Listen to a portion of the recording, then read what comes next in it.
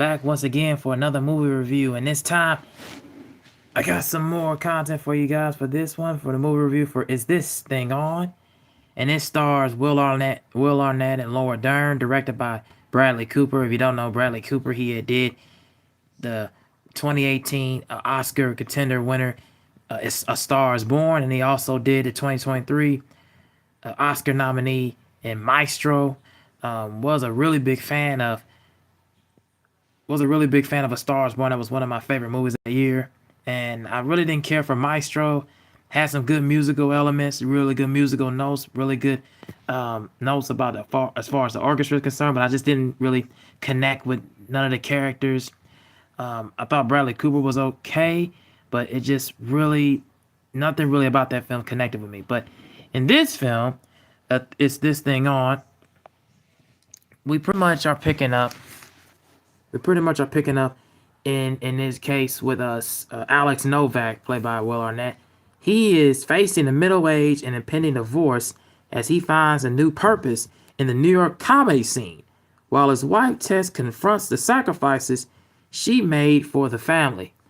So, in light of everything, he is going through what we call, like, the middle age, as far as his as far as he goes. He's trying to find a passion for his he's trying to find a passion project, something that he really cares about, and things that he really, desires besides, just being a family man. Trying to find some sort of occupation because his marriage is kind of like, spiraling. It's not really what he kind of occurred and imagined, and he's, going through such. Alex is going through so much with Tess, and he looks to try to find a source of humor, a humorous side, not just in him, but to try to make money, to try to get a laughter out of in a comedy crowd in the audience. So he pretty much is telling his life story, portraying his life story, through his of course through his family, through his marriage, and through his marital time, and his familyhood. And it kind of just, I like films that really try to tackle such a lifestyle, and marital, and shows that it's not always easy. It's never always easy. It does have a lot of complications, because you're dealing with your own, internal self, trying to get back, try to get your life back, get your life on track, and you go through a lot of ups and downs, and ebbs and flows, you know, from the looks of both Scott and Tess, you would think that, oh yeah, they're gonna have this sort of like, you know, like family free fun time, and like, their life be so energetic, but no, they go through so much in here, like very argumentative. They're back and forth. It reminds me so much of what Noah Baumbach did with Marriage Story. It reminds me a lot of that. It also reminds me a lot of Something's Gotta Give, or It's Complicated, with Diane Keaton and Jack Nicholson a little bit. It reminds me a lot of that as far as the elements, but the only difference is this was taking place more in the comedy scene, and that one is not. And Something's Gotta Give and all that, it's complicated. None of those were like more like really, really like down to earth. This film has so much to say, but in little less no words, man. So yeah, it was a lot less um, invoking and providing and complicated, and it kind of just goes to show you that, like I said, like I said, Alex, excuse me, is trying to really portray his life and really tell like certain one-liners and punchlines through jokes about his life, but in a sense where the audience can really feel like this gravitating and moving and revelating. And he really finds a niche in that. But then once we get to the part of like he finds his calling, and it finalizes the divorce, it goes in such a awkward direction, and like both parties didn't really like the outcome of it, and they both kind of regret of how they got to that point. And I thought it was really compelling. I thought it was pretty interesting. As a person who's not, who doesn't have a girlfriend, who's not, you know, married or anything, who doesn't have kids, like it gives some sort of telling and provoking in myself to really like understand, like, yo, these things in life, it always goes through the ups and downs and ebbs and flows and woes.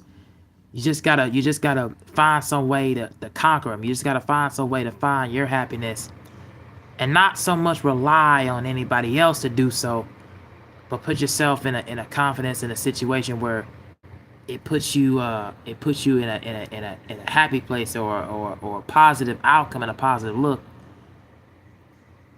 So yeah, man, I really enjoyed this film in that sense. I really like the uh, the the fact that we get more of a character study and dissection of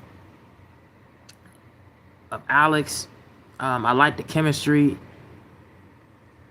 with him and Laura Dern, but I really prefer a lot of what he did as far as when he was in these clubs, in these New York clubs and the comedy clubs. I really prefer that moment, those moments in the film, more so than, the love triangle between him and Laura Dern, because at certain points in time, they kind of feel like it was rushing through certain, like moments between when they both were going back and forth. I felt like it kind of rushing through some things.